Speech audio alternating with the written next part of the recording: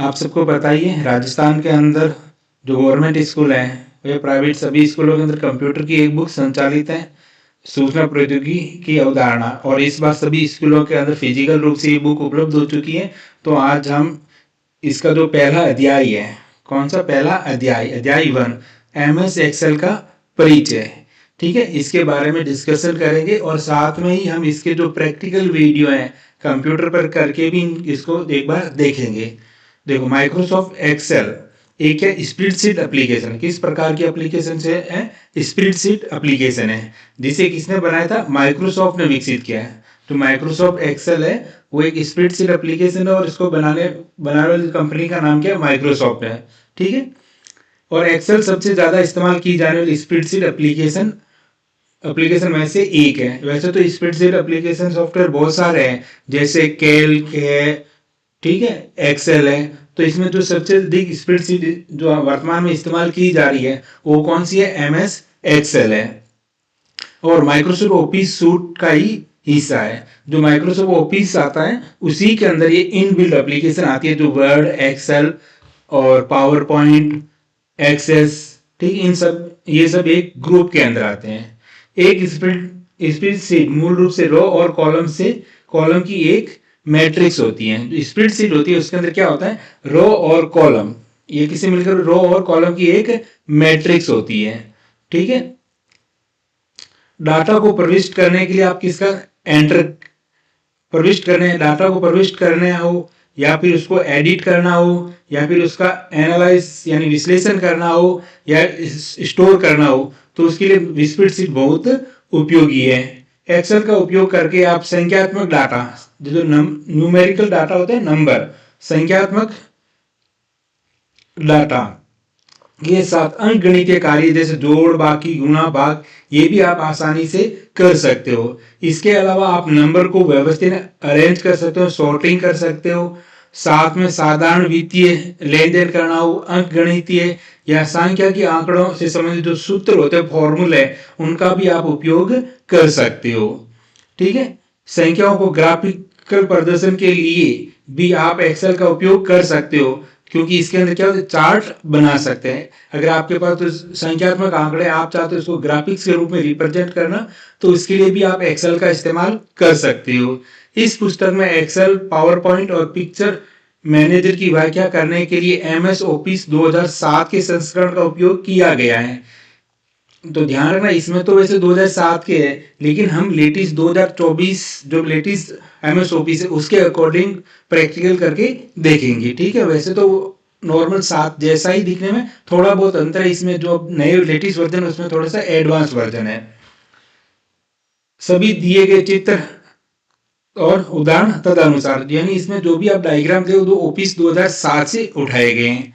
तो पहला है एक्सेल को प्रारंभ करना, यानी अगर आप MS एक्सेल ऑफिस जो सॉफ्टवेयर उसको ओपन करना चाहते हो तो आप किस प्रकार करोगे?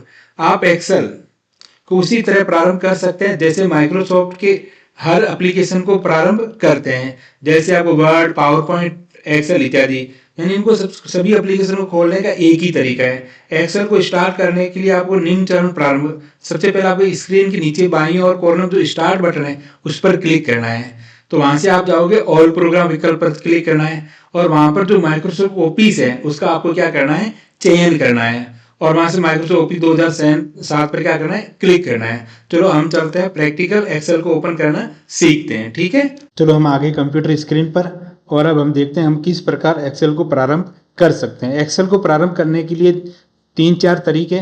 पहला जो आपकी किताब में दे रखा है, आपको क्या करना है? स्टार्ट बटन पर क्लिक करना है और यहाँ से जाना है ऑल प्रोग्राम के अंदर, और यहाँ से आपको एक्सेल, माइक्रोसॉफ्ट ऑफिस के अंदर एक्सेल को ढूंढना है। जैसे ई से शुरू हो रहा है तो ये रहा एक्सेल, और एक्सेल पे आप क्लिक करोगे तो एक्सेल की विंडो क्या हो जाएगी? ओपन हो जाएगी। इसको मैं बड़ी स्क्रीन पे कर लेता हूँ, और यहाँ से ब्लैक वर्कबुक पर क्लिक करके आप एक्सेल को क्या कर सकते हो? ओपन कर सकते हो। ये पहला तरीका। दूसरा तरीका ये है कि आपके डेस्कटॉप के ऊपर अगर एक्सेल का आइकन है तो आप डायरेक्ट ओपन कर सकते हो, या आपको जो टास्क बार है यहाँ पर अगर एक्सेल को पिन कर रखा है तो आप डायरेक्ट क्लिक करके एक्सेल को क्या कर सकते हो? ओपन कर सकते हो। 2 तरीके। तीसरा तरीका है कि आप सर्च बॉक्स के अंदर जाके एक्सेल को सर्च कर सकते हो, EXCEL। तो देखो ये एक्सेल ऊपर आ गया है, तो मैं एक्सेल को डायरेक्ट यहाँ से क्या कर सकता हूँ, ओपन कर सकता हूँ। एक तरीका और भी है, आप विंडो प्लस आर की प्रेस करें, कीबोर्ड से क्या करें, विंडो प्लस आर की, तो आपको रन कमांड ओपन हो जाएगा। और रन कमांड के अंदर आप एक्सेल टाइप करके अगर ओके बटन पर क्लिक करेंगे तो इस प्रकार हम एक्सेल की विंडो क्या हो जाएगी, ओपन। ब्लैक वर्कबुक करके आप डायरेक्ट एक्सेल की विंडो क्या कर सकते हैं, ओपन कर सकते हैं। तो थोड़ा सा विंडो का परिचय देख लेते हैं। जो ऊपर आपको ये पट्टी दिखाई दे रही है, जो मैं कर्सर कर रहा हूँ, इसको हम टाइटल बार कहते हैं। क्या कहते हैं, टाइटल बार। टाइटल बार के राइट की तरफ 3 बटन है, क्लोज, रिस्टोर और मैक्सिमाइज। क्लोज, रिस्टोर, मैक्सिमाइज और मिनिमाइज, ठीक है। इसके अलावा अगर हम इस तरफ, ये जो आपको अंडू, री अंडू, सेव दिखाई रहे, इसको कहते हैं क्विक एक्सेस टूल बार। और जो ये नीचे फाइल, होम, इंसर्ट दिख रहे, इसको कहते हैं मेन्यू बार। और नीचे वाली जो बड़ी सी पट्टी दिखाई दे रही है, इसको कहते हैं रिबन। और ये जो है, इसको कहते हैं फॉर्मूला बार, इसको कहते हैं नेम बॉक्स। और ABCD ये कॉलम की हेडिंग है, 1 2 3 है ये रो की हेडिंग है। और जिस सेल पे हम काम कर रहे हैं उसको कहते हैं एक्टिव सेल। और नीचे जो टास्क बार है, यहाँ पर आपको क्या दिखाई दे रही है, सीट 1। जैसे आपकी बुक के अंदर तो क्या रहा है, 3 सीट आती है, तो 2007 तक तो 3 सीट आती थी। 2007 के बाद जितने ओपीस सूट आए उनके अंदर एक ही, बाय डिफॉल्ट रूप से एक ही सीट ओपन होती है। आप इंच अनुसार कितनी भी सीट ओपन कर सकते। सबसे पहले जो आपको ये पट्टी दिखाई दे रही है, ये, ठीक है, इसको हम कहते हैं टाइटल बार। क्या कहते हैं, टाइटल बार। कौन सी बार कहते हैं, टाइटल बार, ठीक है।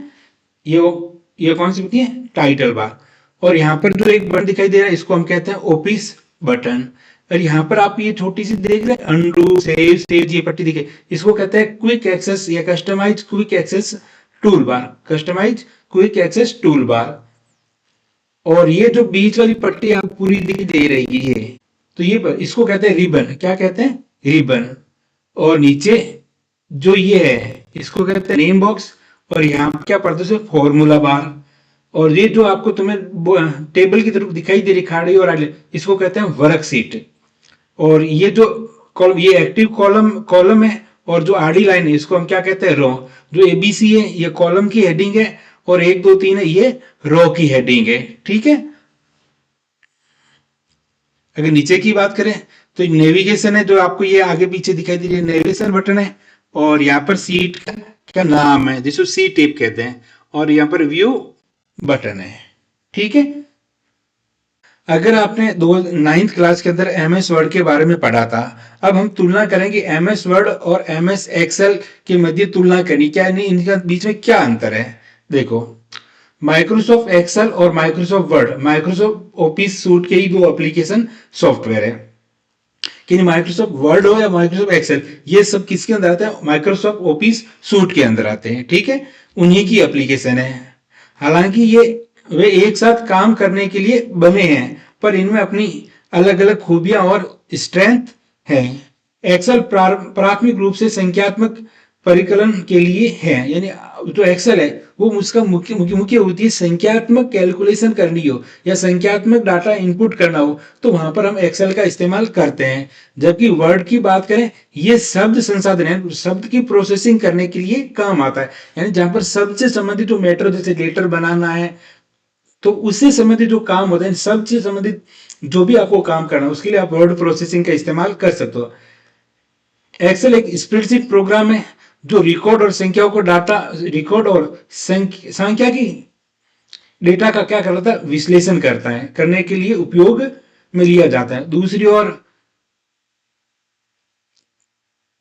जो वर्ड है, ये एक शब्द संसाधन एप्लीकेशन, वर्ड प्रोसेसिंग एप्लीकेशन है, जिसमें दस्तावेज जैसे पत्र है, निबंध है, लिखने के लिए इसका उपयोग किया जाता है। जहां आसानी से पढ़े जा सकने वाले एक प्रिंट करने योग्य दस्तावेज प्रदान करने के लिए टेक्स्ट स्वरूपण बहुत आवश्यकता होती है। यानी अगर आप किसी भी लेटर को आकर्षित रूप से पढ़ने योग्य बनाना चाहते हो, तो हमें उसमें वर्ड से संबंधित कुछ, जैसे अक्षर को छोटा बड़ा रंगीन कुछ बनाना पड़ता है, ताकि जो हम प्रिंट निकाले तो वो आकर्षित दिखे।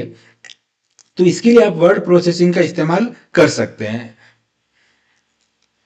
अगला देखो, आप किसी भी वर्ड दस्तावेज को टेबल सम्मिलित कर सकते हैं, किसी भी वर्ड डॉक्यूमेंट है उसके अंदर आप टेबल को शामिल कर सकते हैं। और एक एक्सेल सेल के अंदर पूरे पैराग्राफ को भी लिख सकते हैं। दोनों ही एप्लीकेशन प्रिंट करने योग्य दस्तावेज बनाते हैं। इसलिए एक का उपयोग कुछ हद तक दूसरे के फंक्शन अनुकरण सिम्युलेट करने के लिए किया जाना संभव है, लेकिन प्रत्येक एप्लीकेशन अपनी कुछ विशेषताएं होती हैं जो उन्हें अपने कार्य को अच्छी तरह से करने के लिए अनुकूलन बनाती हैं। वर्ड में फॉन्ट है, पैराग्राफ है, पेज की फॉर्मेटिंग है, विकल्प दस्तावेज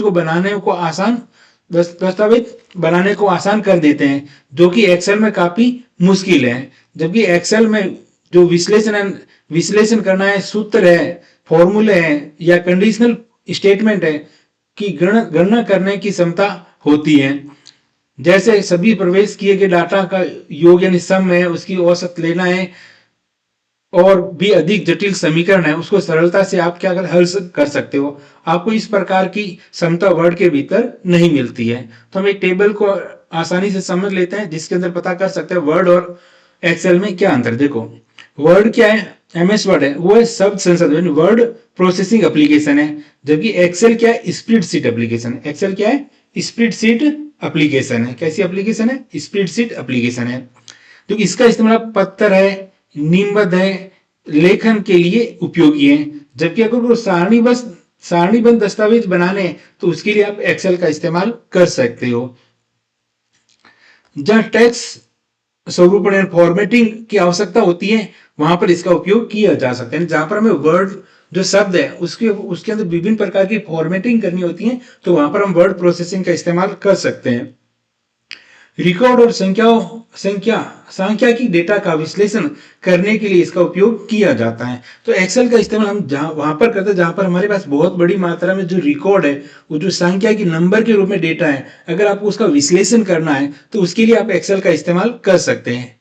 एक्सेल तालिका को एक वर्ड दस्तावेज के अंदर शामिल कर सकते हो। यानी अगर आपको वर्ड डॉक्यूमेंट बना रहे हो और उसके अंदर आपको एक्सेल तालिका की आवश्यकता है तो इसको आप आसानी से शामिल कर सकते हो। वर्ड दस्तावेज को किसी भी एक्सेल तालिका के अंदर शामिल नहीं किया जा सकता, लेकिन इसका उल्टा ये है कि अगर आपने एक्सेल खोल रखी है तो एक्सेल के अंदर वर्ड डॉक्यूमेंट की जो पेज है उसको आप एक्सेल के अंदर शामिल नहीं कर सकते हो। इसमें उन्नत स्वरूपण एंड फॉर्मेटिंग होती है, इसमें उन्नत सुविधा नहीं होती है, इसमें उन्नत फॉर्मेटिंग की सुविधा उपलब्ध नहीं होती है। कस्टम समीकरण और सूत्र नहीं लिखे जा सकते। इसमें आपको कस्टमाइज समीकरण या सूत्र आप लिखना चाहो तो इसमें इसका इस्तेमाल नहीं कर सकते हो, लेकिन एक्सेल के अंदर आप कस्टमाइज करके समीकरण या सूत्र आसानी से लिख सकते हो। अब हम बात करते हैं कि जब स्प्रेडशीट एप्लीकेशन एमएस एक्सेल को ओपन करते हो तो हमें दो शब्द बार बार कंफ्यूज कर सकते हैं। एक तो है वर्कशीट और एक होता है वर्कबुक। एक क्या होता है, वर्कशीट, और एक होता है वर्कबुक। तो आपको दोनों का अंतर अच्छी तरह से पता होना चाहिए। अधिकतर लोग क्या करते हैं, दोनों को एक ही शब्द के रूप में इस्तेमाल करते हैं। जब आप एक्सेल प्रारंभ करते हैं स्वचालित रूप से एक नई रिक्त वर्कबुक शुरू हो जाती है। जब भी आप कोई भी ब्लैंक एक्सेल शीट ओपन करते हो तो अपने आप एक नई वर्कबुक ओपन हो जाती है। एक साधारण एक्सेल फाइल को वर्कबुक कहा जाता है। सामान्यतः हम जो एक्सेल फाइल होती है उसको हम क्या कहते हैं, वर्कबुक कहते हैं, जो कि अलग अलग चीजों जैसे वर्कशीट उसमें होती है, उसमें चार्ट होते हैं, चार्ट शीट होते हैं, कई छोटे प्रोग्राम शामिल कर सकती हैं। और प्रत्येक वर्कबुक में एक या एक से अधिक वर्कशीट होती है। जहां पर जो रो और कॉलम बने होते हैं ना, जहां पर आप डाटा इंसर्ट उसको हम क्या कहते हैं, वर्कशीट कहते हैं। लेकिन वर्कबुक के अंदर तो चार्ट है, ग्राफिक्स है, ये सब कुछ शामिल होते हैं। ठीक है, एक एक्सेल वर्कबुक सिंगल स्प्रेडशीट, एक एक्सेल वर्कशीट का एक सिंगल स्प्रेडशीट है जो रो और कॉलम की मैट्रिक्स होती है। तो एक स्प्रेडशीट के अंदर क्या होती है, जो वर्कशीट है उसके अंदर क्या होती है, एक प्रकार की सिंगल स्प्रेडशीट होती है जिसमें रो और कॉलम की क्या होती है, एक मैट्रिक्स यानी टेबल होती है। कॉलम और रो को मिलान या जहां पर इंटरसेक्शन को हम क्या कहते हैं, सेल कहते हैं। जहां पर रो और कॉलम एक दूसरे को काटते हैं उसको हम क्या कहते हैं, सेल कहते हैं। स्प्रेडशीट में प्रत्येक सेल का एक सेल एड्रेस होता है और जो कॉलम अक्सर और साथ में ध्यान रखना, स्प्रेडशीट में प्रत्येक सेल उसका क्या होता है, एक सेल एड्रेस होता है। जो कॉलम उसके जो कॉलम है वो अक्षरों के द्वारा और रो है वो संख्या से मिलकर बनता है। जो एड्रेस होता है, जो स्प्रेडशीट के अंदर सेल है उसका वो सेल किससे मिलता है, रो और कॉलम से मिलकर बना होता है। तो कॉलम होता है उसका अक्षर होता है और रो है उसकी संख्या से मिलकर होता है। सेल में आप टेक्स्ट है, संख्या है, गणितीय फॉर्मूले हो सकते हैं। तो एक सेल के अंदर आप क्या इंसर्ट कर सकते हैं, कोई भी टेक्स्ट यानी अक्षर इंसर्ट कर सकते हैं, संख्या इंसर्ट कर सकते हैं, और कोई भी गणितीय फॉर्मूला है वो भी आप आसानी से लिख सकते हैं। एक सेल उसी वर्कशीट या एक ही वर्कबुक या किसी अन्य वर्कबुक में किसी अन्य सेल के संदर्भ रेफरेंस कर सकते हैं। और इसमें ऐसा भी नहीं है कि जो सेल है उसके अंदर आप किसी अन्य वर्कबुक या अन्य सीट का जो रेफरेंस है यानी वहां किसी अन्य सीट से भी आप सेल की वैल्यू, सेल के अंदर वैल्यू ला सकते हैं। बस आपको सेल का क्या देना होता है, रेफरेंस देना होता है। स्टेटस बार के ठीक ऊपर स्थित वर्कशीट टैब दबाकर आप वर्कबुक में वर्कशीट तक पहुंच प्राप्त कर सकते हैं। जैसे आप स्टेटस बार उसके ऊपर आपको ध्यान देगा, जैसे सीट 1 सीट 2 बाय डिफॉल्ट ऐसे नाम लिखे होते हैं, तो आप किसी भी सीट के अंदर आसानी से वर्कशीट के अंदर क्या स्विच कर सकते हैं। डिफॉल्ट रूप से एक्सेल के प्रत्येक वर्कबुक में 3 वर्कशीट सीट 1 सीट 2 और सीट 3 नाम के साथ प्रदान करता है। अब आपको ये ध्यान रखना कि 2007 तक तो ये नाम आते थे, लेकिन जैसे ही ऑफिस 10 या 13 फिर आप 16 है, 19 है, 24 आया है, उनके अंदर बाय डिफॉल्ट रूप से एक ही सीट आती है जो सीट 1 है। ठीक है, लेकिन आप जितने इंसर्ट का उतनी सीट आवश्यकता के अनुसार इंसर्ट कर सकते हो। आवश्यकता के अनुसार आप वर्क बुक में अतिरिक्त वर्कशीट जोड़ सकते हैं और उसे हटा सकते हैं। आप नई वर्कबुक में डिफॉल्ट रूप से दिखाई देने वाली वर्कशीटों की संख्या को भी बदल सकते हैं। अब शुरुआत करते हैं वर्कबुक बनाना, यानी एक नई वर्कबुक आप कैसे बनाते हो। जैसे आपके एक्सेल को ओपन करते हो, जब आप एमएस एक्सेल 2000 का काम कर रहे होते हैं, जब नई फाइल में काम शुरू करना चाहते हो, तो आपको क्या नई वर्कबुक निम्न चरणों का पालन करके बना सकते हो। सबसे पहले आपको ऑफिस बटन पर क्लिक करना है 7 तक, 10 या उसके आगे तो आपको फाइल मेन्यू मिलेगा। आपको किस पर क्लिक, फाइल मेन्यू पर। फाइल मेन्यू में आपके न्यू नाम का विकल्प उसका क्या करना है, चयन करना है, और वहां पर आपको ब्लैक वर्कशीट को चिन्ह पर क्या क्लिक करना है और क्रिएट बटन पर क्या करोगे, क्लिक करोगे। तो ठीक है, अभी इन सबको हम साथ भी प्रैक्टिकल करके देख लेते हैं। ठीक है, डायग्राम नहीं देख रहे, हम इसको डायरेक्ट प्रैक्टिकल करके ही देख लेते हैं। चलते हैं प्रैक्टिकल स्क्रीन पर। अब है कि आप अगर आपके पास एक नई वर्कबुक बनाना चाहते हो तो आप किस प्रकार बना सकते हो। तो आपको क्या जाना है, फाइल या होम बटन पर क्लिक करना है और यहां से न्यू पर क्लिक करना है। न्यू में जाकर आपको ब्लैक वर्कबुक पर क्लिक करना है। इस प्रकार एक आप नई वर्कबुक को क्या कर सकते हो, ओपन कर सकते हो। ठीक, कैसे खोलोगे, किसी भी मौजूद वर्कबुक को खोलने के लिए आप निम्न चरणों का उपयोग कर सकते हो। वही है ऑफिस, या तो ऑफिस बटन पर क्लिक करो, या फिर मैंने बताया 7 के बाद जितने भी वर्ड है वहां पर क्या फाइल मेन्यू है, उस बटन पर क्या क्लिक करना है और आपको ओपन पर क्या करना है, क्लिक करना है। या आप शॉर्टकट कमांड कंट्रोल+O दबाकर भी इसका इस्तेमाल कर सकते हो। इससे आपका ओपन डायलॉग बॉक्स क्या हो जाएगा, ओपन हो जाएगा, और आप फाइल को ढूंढकर उस पर डबल क्लिक करके या ओपन बटन पर क्लिक करके भी ओपन कर सकते हैं। चलते हैं कंप्यूटर स्क्रीन पर, और जहां पर इसको हम एक बार प्रैक्टिकल करके देख लेते हैं। आपके पास पहले से बनी हुई कोई वर्कबुक है, उसको आप किस प्रकार से ओपन कर सकते हो। तो सबसे पहले आपको फाइल में जाना है। फाइल में जाके आपको क्या करना है, ओपन पर जाना है, और ओपन में आप जैसे यहाँ पर फोल्डर में सेलेक्ट करके, जैसे मैं डॉक्यूमेंट, जैसे यहाँ पर नहीं है, मैं पीसी के अंदर डॉक्यूमेंट के अंदर कोई फाइल है तो मैं यहाँ से डायरेक्ट यहाँ से ओपन कर सकता हूँ, या फिर यहाँ, ठीक है, या फिर अपन पीछे जाते हैं वापस। ठीक है, जैसे मैं यहाँ पर डॉक्यूमेंट पे क्लिक करता हूँ यहाँ। अब है लेबलिंग, स्प्रेडशीट के अंदर लेबलिंग क्या होती है। ठीक है, थोड़ा सा लेबलिंग, ठीक है, रो और कॉलम का जो शीर्षक हेडिंग है के अक्षर और संख्याओं को लेबल कहा जाता है। लेबल क्या होता है, कोई भी किसी का अगर अपन नाम देते उसको अपन क्या कहते हैं, लेबल। जैसे अगर कॉलम की पहचान करती हैं तो हम कॉलम को अल्फाबेट के रूप में लिखते हैं, तो वो कॉलम का क्या हो गया, लेबल। उसी प्रकार रो को पहचान कर लेंगे, रो को किसके रूप में पहचानते हैं, नंबर के रूप में, तो ये क्या हो गया, नंबर क्या हो गया, रो का लेबल। जो क्रमशः वर्कशीट के शीर्ष और बाईं ओर ग्रे बॉक्स में प्रदर्शित होते हैं। जैसे रो और कॉलम में रो की हेडिंग कहने मतलब वर्कशीट के ऊपर की टॉप के अंदर, और जो कॉलम की रो की हेडिंग है वो लेफ्ट की तरफ प्रदर्शित होती है। कॉलम की हेडिंग अनुवर्णित वर्ण यानी अल्फाबेटिक कैरेक्टर से लेबल करती है, यानी जिसमें जो कॉलम की हेडिंग है वो अल्फाबेट कैरेक्टर होते हैं जो कॉलम ए के साथ शुरू होते हैं, और रो की हेडिंग है वो संख्या से लेबल की जाती है, संख्या के द्वारा उसको लेबल किया जाता है या लेबल लगाया जाता है। रो का जो रो है पहली रो की से 1 नंबर से शुरू होती है। आमतौर पर वर्कशीट को सीट 1 या सीट 2 सीट 3 के रूप में 3 वर्कशीट के द्वारा लेबल किया जाता है और वर्कशीट को लेबल सीट 1 सीट 2 और आप इस पर डबल क्लिक कर अपना आवश्यकता के अनुसार नाम भी चेंज कर सकते हैं। सीट का नाम बदलकर या नई सीट सम्मिलित करके, सीटों को हटाकर या मर्ज करके आप वर्कशीट में लेबलिंग में भी बदलाव कर सकते हैं। ठीक है। अब अगला है वर्कबुक टेब को फॉर्मेट करना, यानी जो वर्कशीट के अंदर वर्कबुक टेब है जिसके अंदर सीट 1 सीट 2 सीट 3 लिखा हुआ है, उसको भी आप क्या कर सकते हो, फॉर्मेट कर सकते हो।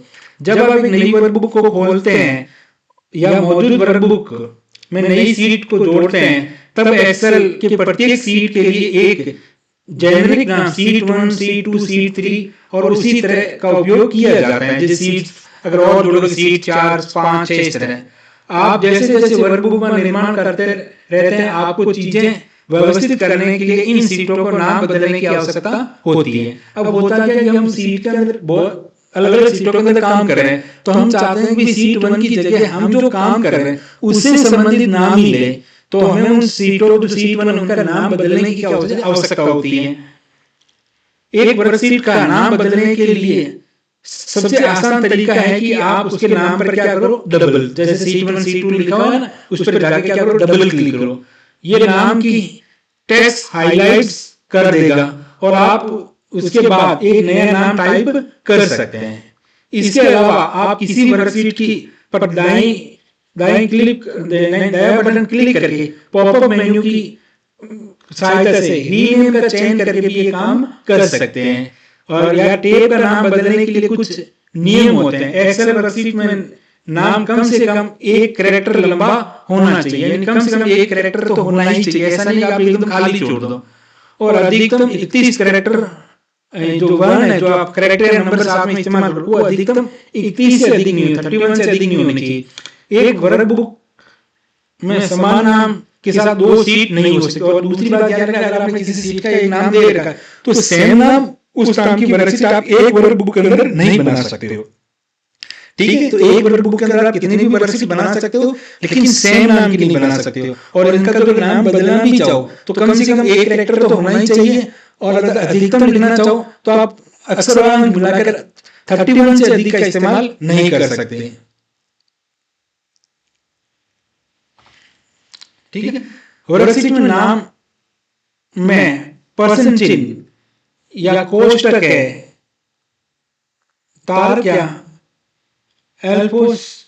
अल्फाबेटिक के आगे या पीछे स्लैश या forward slash backward slash periods column के रूप में कुछ वर्णों की अनुमति नहीं होती है। तो ध्यान रखना, जो नाम लिखते हैं उसके अंदर कुछ ध्यान रखिए, तो परसेंट चिन्ह है या तो आपको जो स्क्वायर जो मंझला कोष्टक होता है वो है, या अल्फाबेट के आगे अगर आप फॉरवर्ड से बैक स्लैश इस प्रकार के अगर सिंबल का इस्तेमाल करते हो तो इनका इस्तेमाल आप नहीं कर सकते। आप एक वर्कशीट टेब का रंग भी परिवर्तित कर सकते हैं। रंग बदलने के लिए राइट क्लिक करें और मेन्यू में कलर टेब चुनें, फिर आप अपनी पसंद का रंग चुन सकते हैं। अब अगला है वर्कशीट का नाम बदलना। वर्कशीट का नाम बदलना, एक वर्कबुक में एक संपूर्ण वर्कशीट को किसी अन्य नाम पर आसानी से मूव या कॉपी किया जा सकता है। यानी अगर आपको वर्कबुक में एक संपूर्ण वर्कशीट है, अगर आप चाहो तो किसी अन्य स्थान पर ले जा सकते हो, उसको कॉपी भी कर सकते हो। और कैलकुलेशन चार्ट का डेटा या वर्कशीट को ले जाने के दौरान गलत हो सकता है। सीट की स्थिति बदलने के लिए निम्न चरणों का पालन करें। इंचित वर्कशीट का चयन करें जिसे आप मूव या कॉपी करना चाहते हो। फिर आपको होम टैब के अंदर सेल ग्रुप के अंदर जाना है और फॉर्मेट पर क्लिक करें। फिर ऑर्गेनाइज वर्कशीट के तहत मूव और एक कॉपी सीट पर क्या करें, क्लिक करें। वैकल्पिक रूप से आप दायां क्लिक करें और पॉपअप मेन्यू में मूव और एक कॉपी सीट का भी चयन कर सकते हैं। मूव और एक कॉपी डायलॉग बॉक्स में रिपोर्ट सीट लिस्ट में निम्न में से एक कार्य करें। इंचित सीट का विकल्प क्लिक करें और इससे पहले आप मूव या कॉपी सीट को सम्मिलित करना चाहते हो, यानी आप इंचित सीट या जिसको आप मूव या कॉपी सीट बनाना चाहते हो तो उसको पहले आपको सेलेक्ट करना है। मूव और कॉपी सीट को वर्कबुक के अंतिम सीट के बाद इंसर्ट वर्क सीट टैब में पहले ले जाने के लिए मूव टू एंड पर क्लिक करें। सीट को मूव की बजाय कॉपी करने के लिए मूव और कॉपी डायलॉग बॉक्स में create a copy check box पर क्या करें, क्लिक करें। तो देखो थोड़ी अजीब सी बात है, तो हम चलते हैं कंप्यूटर की स्क्रीन पर और इसको एक बार प्रैक्टिकल करके देखते हैं।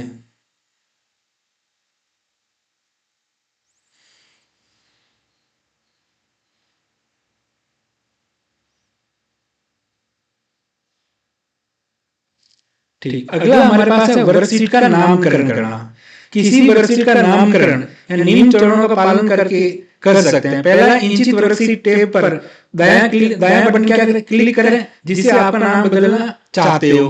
पॉपअप मेन्यू में रीनेम का क्या करते हैं, चेंज करें और नया नाम टाइप करें और एंटर की दबा दें। यह आसान सा तरीका है कि आप जिस भी वर्कशीट का नाम बदलें उस पर डबल क्लिक करें, ये तो वैसे टाइप कर सकते हो या राइट क्लिक करें रीनेम के द्वारा भी बदल सकते हो। वर्कबुक टेब को किस प्रकार फॉर्मेट कर सकते हो।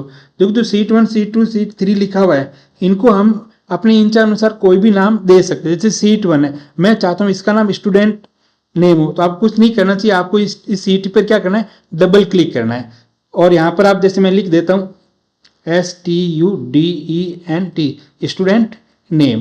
तो इससे हमें क्या होता है कि फाइल को ढूंढने में क्या होता है, आसानी। तो ये चेंज हो गया। उसी प्रकार सीट दूसरा तरीका है, जैसे सीट 2 इसका नाम चेंज करना है तो कुछ नहीं करना, आपको फाइल होम के अंदर जाना है और होम के अंदर आपको किसमें, सेल ग्रुप के अंदर, सेल ग्रुप के अंदर नहीं, सेल के नहीं, आपको सीधा जाना है फॉर्मेट के अंदर। किसके अंदर, फॉर्मेट जाके आप यहाँ पर किस पे क्लिक करना है, सीट रीनेम पे क्लिक करना है। जैसे मैं रीनेम पे क्लिक करूंगा तो यहाँ से मैं सीट का नाम चेंज कर सकता हूं। जैसे मैंने यहाँ पर लिख दिया क्लास, ठीक है। इसके अलावा एक तरीका और भी है, आप सीट पे जाओ और सीट पे राइट क्लिक करो और यहाँ से ऑप्शन आ रहा है रीनेम पे क्लिक करके आप सीट का नाम क्या कर सकते हो, चेंज कर सकते हो। ये 3 तरीके जिसके द्वारा आप सीट का नाम क्या कर सकते हो, चेंज कर सकते हो। अगला वर्कशीट जोड़ना। मौजूदा वर्कशीट के अंत में एक नया वर्कशीट जोड़ने के लिए आप स्क्रीन की नीचे इंसर्ट वर्कशीट टैब पर क्लिक करें। आप मौजूदा वर्कशीट से पहले नई वर्कशीट इंसर्ट करने के लिए निम्न चरणों का पालन कर सकते हो।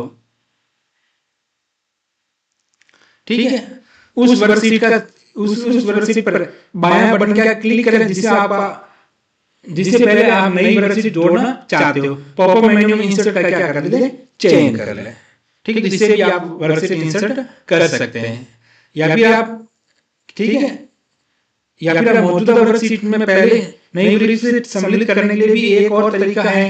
उस वर्कशीट टैब का चयन कर जिससे पहले आप वर्कशीट इंसर्ट करना चाहते हो, होम टैब में जाए, सेल्स ग्रुप में जाकर इंसर्ट करें, विकल्प जाए और इंसर्ट सीट पर क्या कर दें, क्लिक कर दें। सीट के अंदर नई सीट जोड़ सकते हो। तो उसके लिए देखो सामने यहाँ पर बटन पड़ा है, प्लस का चिन्ह लगाओ। इसके द्वारा आप कितनी भी वर्कशीट को क्या कर सकते हो, ऐड कर सकते हो। तो एक तरीका तो ये है। दूसरा वो ये फॉर्मेट के अंदर जाओ और यहाँ से आप क्या करोगे, सेल के अंदर इंसर्ट सीट, इसके द्वारा भी आप कितनी भी सीट को क्या कर सकते हो, इंसर्ट कर सकते हो। अब है वर्कशीट को हटाना। किसी वर्कशीट को हटाने या डिलीट करने के लिए स्क्रीन पर नीचे वर्कशीट टैब का लेफ्ट राइट क्लिक करें, जिसे आप हटाना चाहते हैं उसके पॉपअप मेन्यू में डिलीट का क्या कर देते हैं, चेंज कर। इससे वर्कशीट आप डिलीट कर सकते हो। दूसरा तरीका, आप होम टैब में जाए, क्लिक करें, होम टैब के अंदर सेल ग्रुप में डिलीट पर क्लिक करें और डिलीट सीट का भी इस्तेमाल कर सकते हैं। इस प्रकार डिलीट कर सकते हो। तो आप सीधी सी है, जैसे 5 नंबर वर्कशीट डिलीट करना है तो वर्कशीट को सिलेक्ट करो, यहाँ पर डिलीट में जाओ और डिलीट सीट पर क्या करोगे, क्लिक करोगे तो आप वर्कशीट को क्या कर सकते हो, डिलीट कर सकते हो। या फिर आप राइट क्लिक करो और यहाँ पर देखो डिलीट का नाम आया तो डिलीट करके भी आप वर्कशीट को क्या कर सकते हो, डिलीट कर सकते हो। किसी वर्कशीट को छुपाने के लिए आप स्क्रीन के नीचे वर्कशीट टैब पर कोई बायां बटन क्लिक करना है, जिससे आप छुपाना चाहते हैं। पॉपअप मेन्यू में हाइड का क्या कर लेते हैं, चेंज कर लो। किसका चयन कर ले, हाइड बटन का क्या कर ले, चेंज कर ले। ठीक, और ये वर्कशीट फॉर्मेट कर जाना, शो हाइड, और यहाँ पर हाइड की जगह हाइड सीट पर क्या करना है, क्लिक करना है। या फिर आप इसके ऊपर जिस पे करना है और यहाँ पर ये ऑप्शन आ देगा, ये रहा, हाइड भी क्या कर सकते हो, क्लिक कर सकते हो। ठीक है, वर्कशीट तो आप छुपाना चाहते हो, होम टैब में चयन के सेल ग्रुप में फॉर्मेट जाए और विजिबिलिटी के हाइड अनहाइड विकल्प में से हाइड सीट का क्या कर सकते, चेंज कर सकते। इस प्रकार से छुपा सकते हो। वही ठीक जैसे मुझे 2 नंबर वर्कशीट छुपानी है तो मैं राइट क्लिक करूंगा और हाइड टैब पर क्या करूंगा, क्लिक करूंगा, तो 2 नंबर वर्कशीट छुप गई। दूसरा तरीका है जैसे मुझे 3 नंबर को छुपाना है तो वही है, फाइल किससे आपकी जो होम टैब से आप कहां पर जाओगे, फॉर्मेट, और फॉर्मेट के अंदर देखो शो एंड विजिबिलिटी के अंदर शो एंड हाइड के अंदर जाके आप सीधा क्या करोगे, हाइड सीट, इस पे क्लिक करोगे तो ये 3 नंबर सीट भी क्या हो जाएगी, हाइड हो जाएगी। छुपी वर्कशीट दिखाने के लिए निम्न चरण का पालन करें। वर्कशीट टैब के बायां बटन क्लिक करें, पॉपअप मेन्यू अनहाइड का चयन करें, सूची में से सामने वाली इंचित वर्कशीट का चयन करें और ओके बटन पर क्लिक करें। या दूसरे किसी वर्कशीट को लाने के लिए एक और तरीका भी है, वही है होम टैब के अंदर जाओ, वर्कशीट का चयन करें, होम टैब बटन का चयन करें, सेल ग्रुप के अंदर फॉर्मेट के अंदर जाएं, विजिबिलिटी के तहत हाइड अनहाइड पर विकल्प चुनें और अनहाइड सीट पर क्या क्लिक कर सूची दिखाई देगी, उसमें से इंचित वर्कशीट को आप चयन करके ओके बटन पर क्या कर सकते हो कि हम किस प्रकार से वर्कशीट को अनहाइड कर सकते हैं। तो इसके लिए आपको क्या करना है, सेम ही तरीका है, राइट क्लिक करो, यहां से अनहाइड पर क्लिक करो और जो भी सीट अनहाइड करनी है उस पर, जैसे सीट 2 अनहाइड करनी है मैं ओके पे क्लिक करता हूँ, 2 नंबर सीट अनहाइड हो गई। उसी प्रकार दूसरा तरीका आपको पता ही, फॉर्मेट में जाओगे और विजिबिलिटी के अंदर हाइड एंड अनहाइड और यहाँ से अनहाइड सीट पर क्लिक करोगे, जो भी सीट अनहाइड है इनकी यहाँ पर लिस्ट दिखाई देगी, जिसको अनहाइड करो उसको सेलेक्ट करके क्या करो, ओके पे क्लिक करो। इस तरह हम सीट को क्या कर सकते हैं, अनहाइड कर सकते हैं। अब है वर्कशीट को सेव करना। अगर आपने वर्कशीट बना ली है, काम कर लिया, तो आप चाहते हो कि इस वर्कशीट को हम हमेशा के लिए क्या करें, सेव करें। आप किसी भी वर्कबुक को पहली बार सेव करने के लिए निम्न चरणों का उपयोग कर सकते हैं। अगर आप पहली बार वर्कशीट को सेव करें तो इसको ओपीस, और मैंने बताया था 7 के बाद जितने वहां पर ओपीस की जगह उसको रिप्लेस किसने कर दिया, फाइल मेन्यू ने। तो आप फाइल बटन पर क्लिक करना है, ठीक है, जिसमें आपको सेव का विकल्प, और फाइल में क्लिक करने के बाद आप किस पे जाना है, सेव पर क्लिक करें। एक डायलॉग बॉक्स दिखाई देगा, वह स्थान जहां पर फाइल को सेवना चाहते हैं उसका क्या कर लो, चयन कर लो, फाइल का नाम टाइप करो और सेव बटन पर क्या कर दो, क्लिक कर दो। वैकल्पिक रूप से एक वर्कबुक ऊपरी बाईं ओर कोने में सेव चिन्ह यानी कंट्रोल एस का इस्तेमाल करके भी आप इसको सेव कर सकते हैं। कोई फाइल बना ली है जैसे बुक 1 है, अगर हम इसको सेव करना चाहते हो तो किस प्रकार सेव करेंगे, हम फाइल में जाएंगे, फाइल के अंदर जाके किस पर क्लिक करेंगे, सेव बटन पर क्लिक करेंगे। जहां पर हमें जिस लोकेशन पर सेव करना, जैसे मैं पीसी के अंदर डॉक्यूमेंट के अंदर ही सेव करना तो क्लिक करो और यहाँ पर आपको क्या करना है, सीट का नाम लिखना जिस नाम से आप सेव करना चाहते हो। जैसे मैंने लिख दिया सीट 1 और यहाँ पर मैं सेव बटन पर क्या करूंगा, क्लिक करूंगा। जैसे मैं क्लिक करता हूं तो देखो यहाँ पर क्या नाम आ गया, सीट 1 नाम से मैंने ये फाइल को क्या कर दिया है, सेव कर दिया है। अगला वर्कशीट को नेविगेट करना। अगर आप चाहते हो, आपके पास बहुत सारी वर्कशीट है, आप एक वर्कशीट से दूसरी वर्कशीट पे जाना चाहते हो, तो उसके लिए आप क्या कर सकते हो, किसी भी एक्सेल दस्तावेज में बहुत सारी वर्कशीट होती हैं जिसके चारों ओर नेविगेट करना मुश्किल होता है, तो आपको एक सीट से दूसरी सीट पर जाना मुश्किल है। अगर 2-3 सामने दिखे तो आसान होता है। वर्तमान वर्कबुक में जल्दी से अलग अलग वर्कशीट पर पहुंचने के लिए नेविगेशन बटन का उपयोग किया जा सकता है। एक्सेल वर्कबुक में निचले बाएं कोने में आपको वर्कशीट टैब के बाईं ओर 4 नेविगेशन बटन दिखाई देते हैं, ये रहे देखो, ठीक, 4। अगर आपको डायरेक्ट लास्ट, पहला और लास्ट में जाना है और आगे पीछे करना तो इन बीच वालों का इस्तेमाल कर सकते हैं। इस बटन पर राइट क्लिक करके आप वर्तमान वर्कबुक में सभी सीटों का एक सूची प्रदर्शित करेगी, जिसमें पहचान कर नाम के द्वारा की जा सकती है। आप उस सूची में एक नाम का चयन कर उस वर्कशीट पर डायरेक्ट पहुंच सकते हैं। वर्कशीट नेविगेट करने के लिए कुछ शॉर्टकट भी है, वो क्या है, कंट्रोल प्लस डाउन एरो के द्वारा आप वर्कशीट के अगली सीट पर जा सकते हो, अप के द्वारा पिछली सीट पर जा सकते हो, कंट्रोल प्लस F6 या टैब से आप अगली वर्कबुक विंडो पर जा सकते हो, control plus shift plus tab से अगली पिछली वर्कबुक की विंडो पे जा सकते हो। F6 या शिफ्ट प्लस F6 के द्वारा वर्कबुक के जो भी विभाजित की गई है उसके अगली या पिछली वर्कशीट की पैन पर ले जा सकते